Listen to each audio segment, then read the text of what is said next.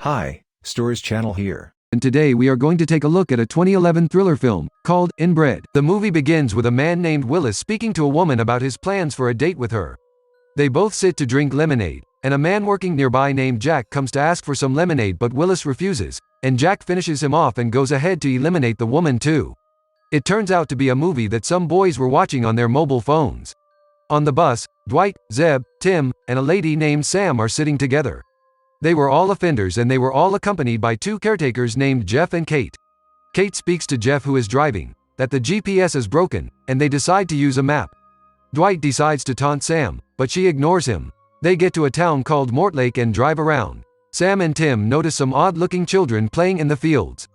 They drive to a cottage and park the bus, and decide to lodge in. Jeff takes their phones for the purpose of enjoying their excursion, and they go into the building. Kate doesn't think the place looks too good, but Jeff tells her not to judge a book by its cover.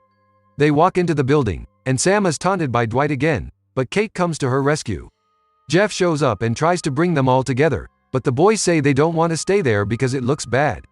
Kate makes a joke that if they behave she is going to take them to a pub, but Jeff calls her out on the idea of taking them out to a pub, but she tells him she's just joking. Kate thinks Jeff is alienating himself from them, trying to enforce too many rules, and she advises him to chill out. After that, they all work together to clean up the building. At the dinner table, Jeff is really happy about the fact that they all work together to clean the place up, and tries to give a speech to show his approval, but Dwight and Zeb walk away from the table, leaving Jeff. Eventually, they all leave the table, leaving Jeff alone. After that, they all go outside and take a walk and go to a pub. The moment they step in, the folks at the pub all freeze and stare at them. Kate greets loudly and the bartender named Jim notices her and frees up some space at a table for them to sit down. Jeff goes to the table to order hot food, which he saw on a sign outside, but Jim corrects him that the sign reads, "not food," but he tells him they have some type of snack. Dwight almost calls the snack disgusting but finds out it's Jim's wife's specialty and has to eat it. They order some Coke, but Jim says they don't serve Coke, but he can make the lemonade, which Jeff orders. Kate goes to get the lemonade, which Jim gives them at the house. He asks if they are passing through, but she tells him they are staying for the weekend doing a project with the kids. He asks where they stay, and she tells them they are staying at Ravenswood Cottage, which causes Jim to drop his cup and causes the whole pub to be shocked. Jeff and the boys were having fun at the table, and Kate brought the lemonade back to the table. Jim seems to look at them in shock from afar. In the next scene, two men drag a large sack into the pub, but the bar owner warns them to take it back. Sam goes out of the pub for a smoke, but one of the locals starts to disturb her and she rushes back into the pub and he follows her, but Jim chases him out. Jim warns them there are some people who can't help new faces, and he tells them to keep to themselves and tells them that everyone is friendly. He tells them that if they run into any trouble, they can mention they are friends with him. After that, they all walk back to the cottage. Jeff and Kate walk together and talk. Sam and Tim walk together and talk about Tim's crime history. The next morning, Kate pours some milk for the kids at the table. Tim and Dwight are having an argument. Jeff comes to the table and brings them some jackets to wear. They all take a walk after breakfast and walk to a mountain. In the next scene, Dwight and Zeb walk together and Dwight speaks about his plans to shoot someone, leaving Zeb shocked. Zeb hears some noise and sees some people standing on the mountain, and runs away scared. After that, they all find a location with some abandoned trains. Jeff tells the kids they are going to be looking for materials of value, and the kids are excited. They take some equipment nearby, but do not inform the owners. They split into two teams, with Jeff leading Dwight and Zeb, with Kate leading Sam and Tim. Both teams place a bet where the winning team takes the money. Jeff is seen reading a book while the boys play around instead of looking for valuable material.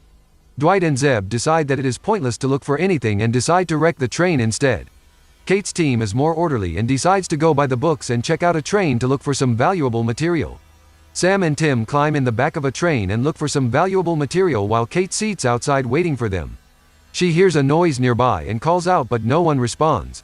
Kate goes to investigate the noise in a nearby train and finds a man who immediately runs away when he notices her.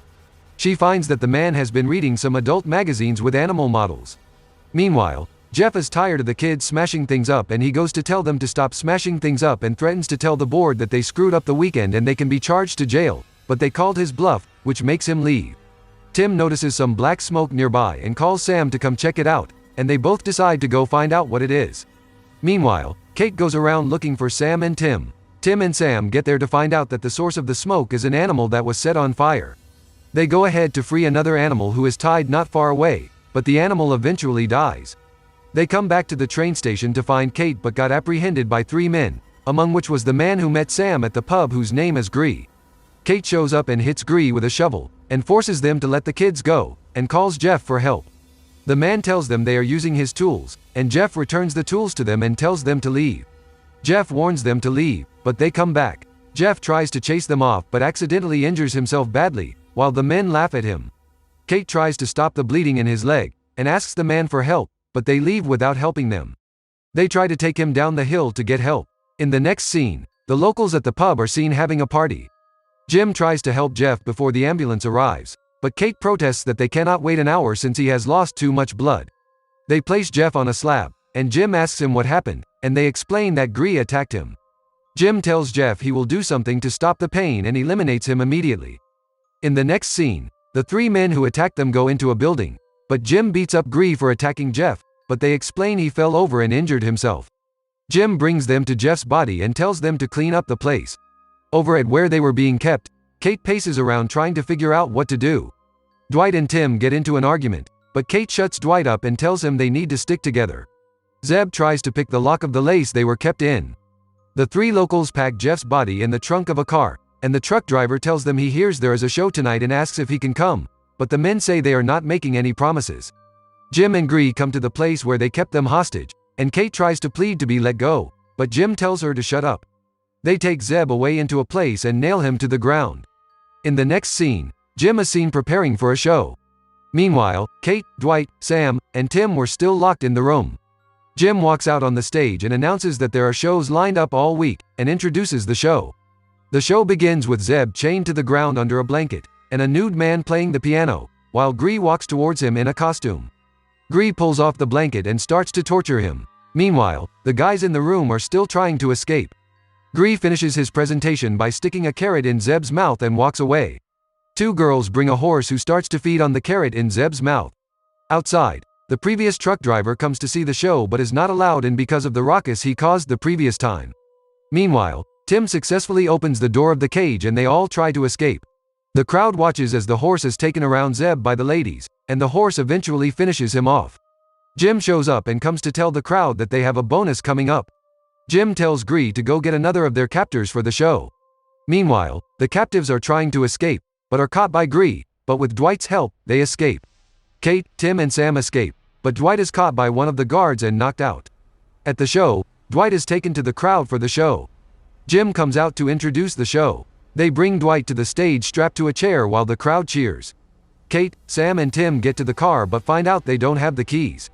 Tim breaks the car window and hotwires the car. They try to drive away but get stopped by Gree, who shoots their window with a shotgun. Back at the show, a man wearing a mask comes up to the stage and tells the crowd to wear their goggles, which they put on.